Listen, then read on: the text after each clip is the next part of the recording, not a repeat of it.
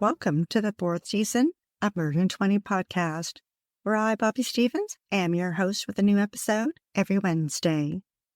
If you're a serious fan of true crime and love listening to podcasts, but don't want all that small talk, you've come to the right place. We get right to the facts. Murder in 20 episodes are concise and complete in 20 minutes.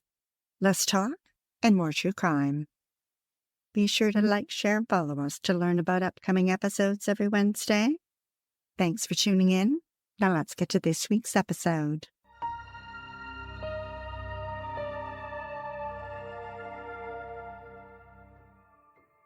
Angelina grew up with her older sister in a working-class neighborhood in Queens, New York.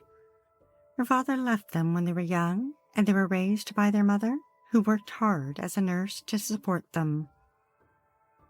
Angelina was always seeking attention and wanted to be accepted. She had big dreams and was a hopeless romantic. But she also suffered from anxiety and depression, and at age 16, overdosed on sleeping pills. By 19, she married Hector Gonzalez, a young man from the neighborhood, but their relationship didn't last, and they soon divorced.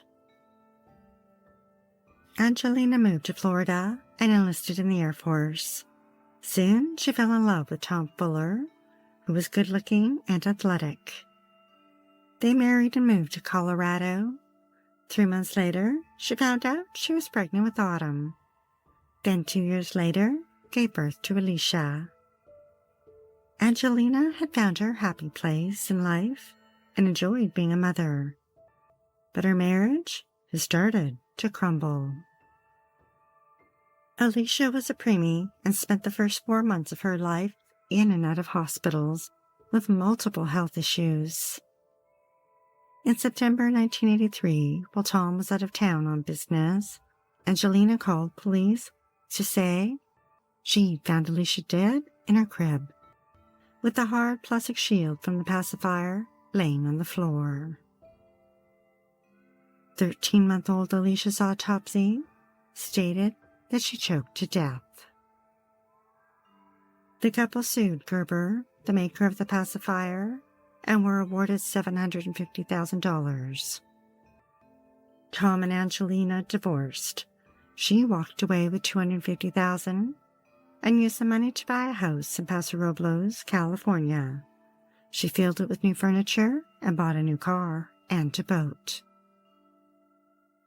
The Los Angeles Times described how Angelina had surgery which had left her infertile, something many of her friends and family were aware of. But it didn't stop her from fabricating lies. In her need for attention and drama, she told people she was pregnant with twins. Then when she didn't give birth, she said she'd fallen down the stairs and miscarried. And when she totaled her car, she said her boyfriend had driven her off a cliff.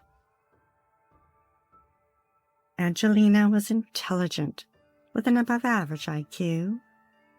After the Air Force, she joined the Army National Guard, then worked in a number of jobs, managing a fast food restaurant and selling insurance. Angelina was always looking for a quick way to get rich. Over a 6-year period, she sued and won almost $300,000. She sued Target, claiming she fell and slipped in one of their dressing rooms, and sued a fast food restaurant for harassment. Angelina thrived in emotional chaos. With her dark hair, high cheekbones, and broad smile, men were easily attracted to her. She was engaged twice and eventually married a third time when she met Don Combs, a truck driver, only to divorce a few months later. Around the same time, Jose Francisco Rodriguez, or Frank as he was known, was devastated that his 14-year marriage had ended. Growing up with 5 siblings, his father was a doctor, but had issues with drugs and alcohol and left the family. His mother worked in a lab to support her 6 children. Frank played sports and had a great sense of humor. After high school, he joined the Navy, then went to university and became a teacher. After his marriage fell apart, Frank was lost, drifting from job to job, relationship to relationship. Then he found a job working at Angel Gate in San Luis Obispo, a military academy for kids who'd lost their way. Frank had found a place where he belonged, teaching children about order, respect, and discipline. Frank had also found religion. In February 2000, he met Angelina at church. The two, it turned out, were also co-workers at Angel Gate. Frank called his mother to announce that he'd met his soulmate. He'd grown up in a chaotic family, and perhaps that's why Frank understood Angelina. She was pretty and smart, and Frank was a good catch. Tall and good-looking, with short dark hair, he had a strong chin and gentle smile. After a whirlwind romance of 2 months, the couple got married. Frank was offered a teaching job in Los Angeles, and the couple moved to nearby Montebello. Frank was wildly in love with Angelina, but she wasn't in love with Frank. She'd settled because he was grounded and a good stepfather for Autumn. Angelina confided in her friend Palmyra Gorham that she wasn't happy in her marriage. At Angel Gate, Angelina accused co-worker Chad Holloway of sexual misconduct with a student. Chad was furious and denied it, and no one other than Frank believed Angelina. NBC Dateline's episode, titled The Devil in Disguise, later revealed that the sheriff's office investigated and found the allegations against Chad were completely baseless. In July, Angelina talked Frank into taking out a $250,000 insurance policy on his life. When the insurance agent visited their home, Frank asked her why she felt the need when they were already covered by insurance policies at work. But Angelina insisted. Frank hesitated for a moment, then told the agent to write it up. Angelina continued to confide in her friend Palmyra about how unhappy she was. Court records revealed that her friend jokingly asked her, "Why don't you divorce this one, like you divorced all your other ones?"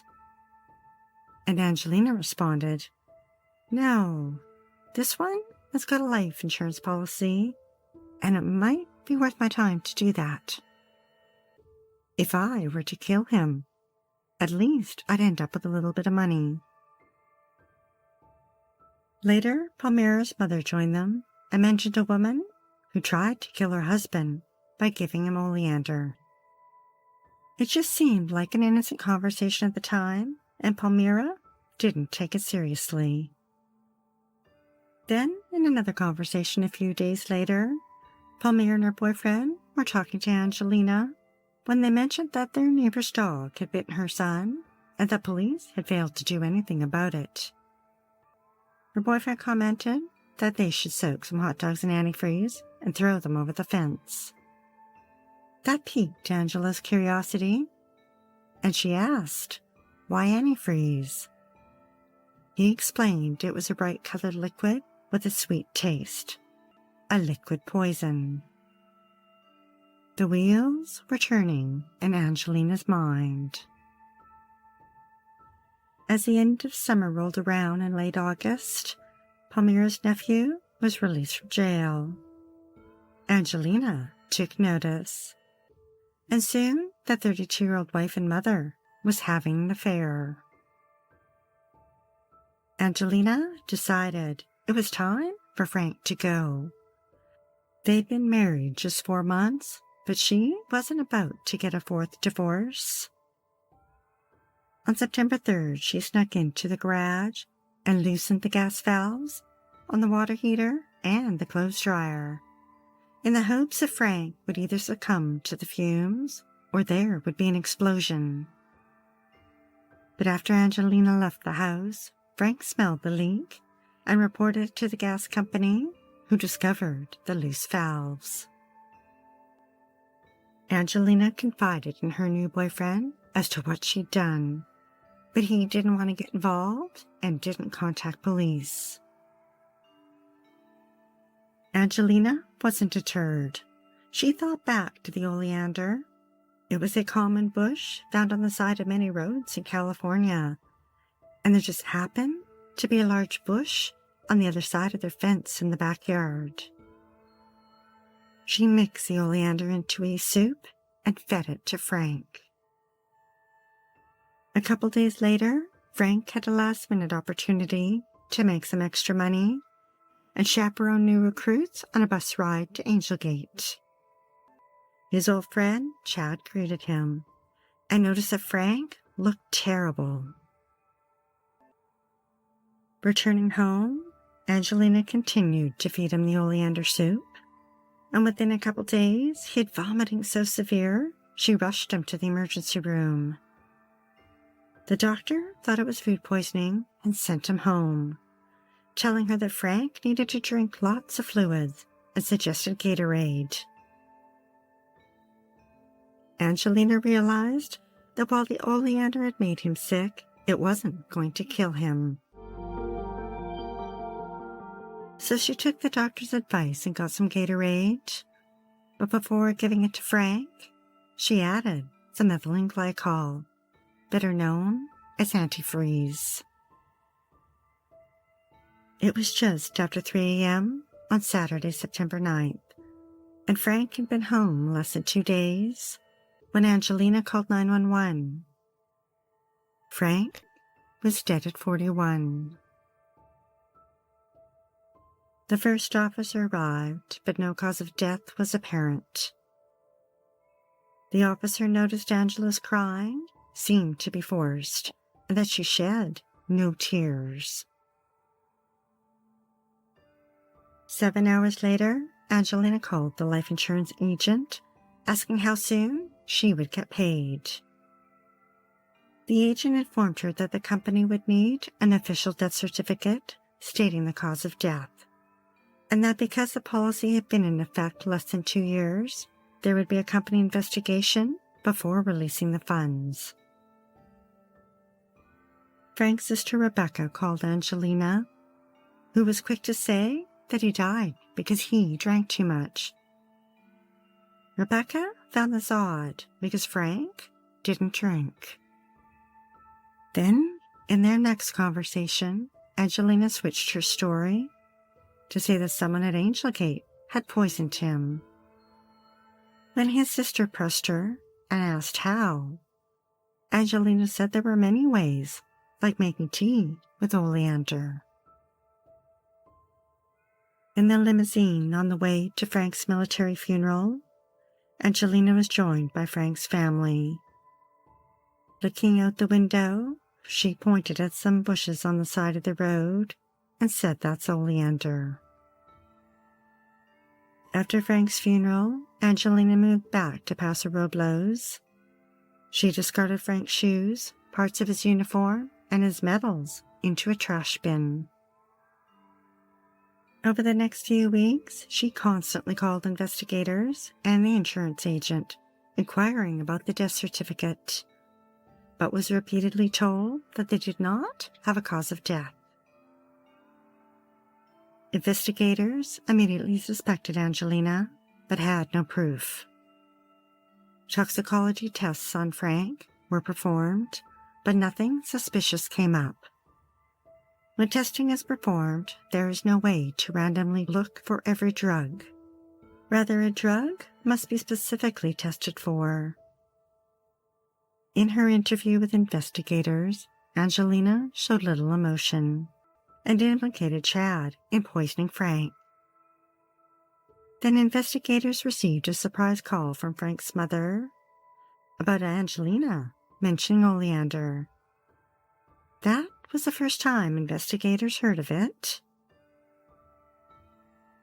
6 weeks later, frustrated that she couldn't collect on the insurance money without a cause of death, Angelina called investigators and fabricated a story that a man had called her and refused to provide his name and said they couldn't pin it on him and told her to ask about antifreeze.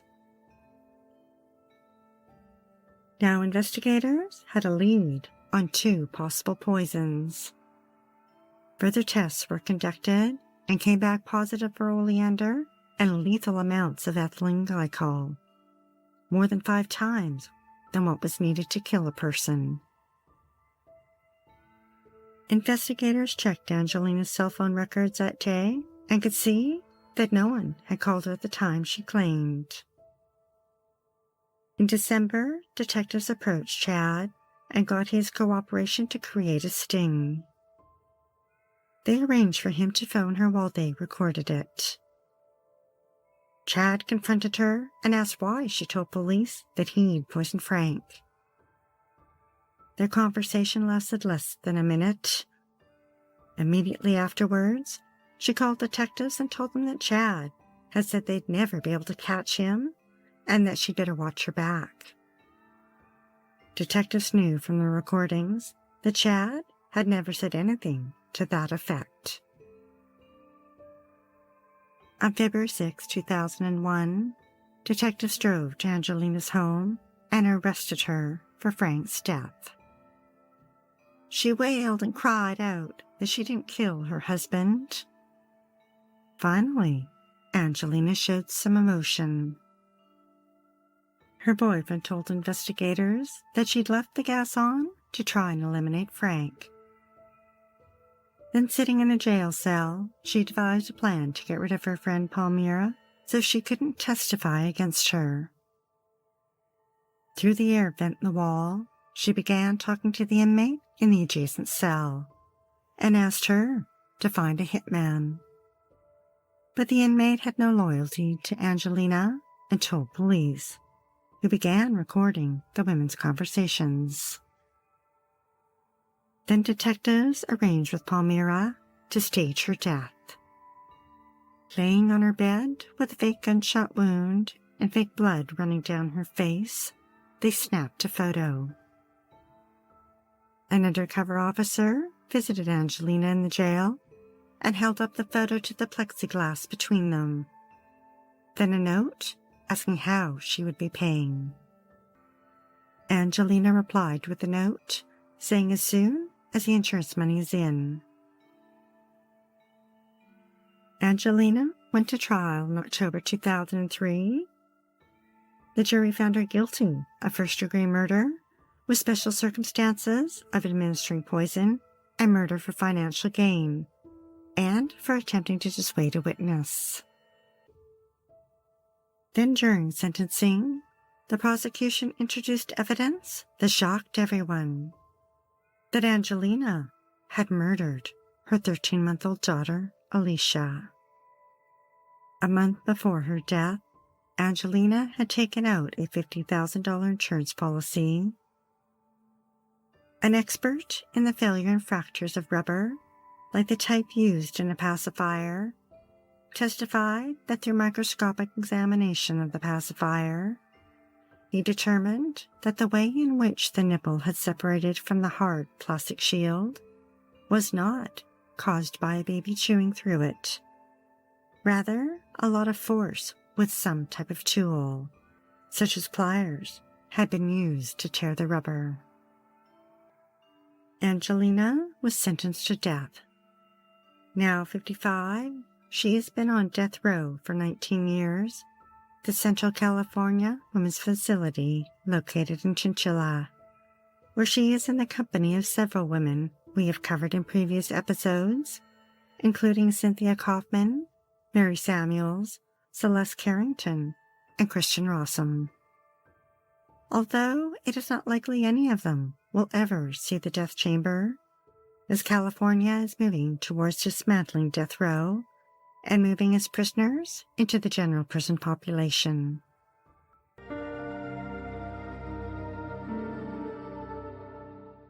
Thanks for listening to Murder in 20 with less talk and more true crime. Be sure to tune in next Wednesday for the episode of Rochelle O'Neill Tollison. A violent criminal cruised the streets of a tiny town in Texas, unleashing his anger and violence. No one was spared, including 20-year-old Rochelle, home all alone with her baby when Moises snuck in the back door. If you're dying to hear more, past episodes of Murder in 20 are available for free at murderin20.com and on all major podcast platforms. We love what we do and are dying to continue. If you enjoy listening to Murder in 20 every week, we'd be eternally grateful for your support by visiting Murder in 20 at Patreon, PayPal, or murderin20.com. We'd like to acknowledge Purple Planet for use of their music, sound effects from Vaseline Studios and Quick Sounds, and our many editorial sources who are listed on our website. Be sure to like, share, and follow us to learn about upcoming episodes every Wednesday. Stay safe, sleep with the lights on, and don't play with strangers.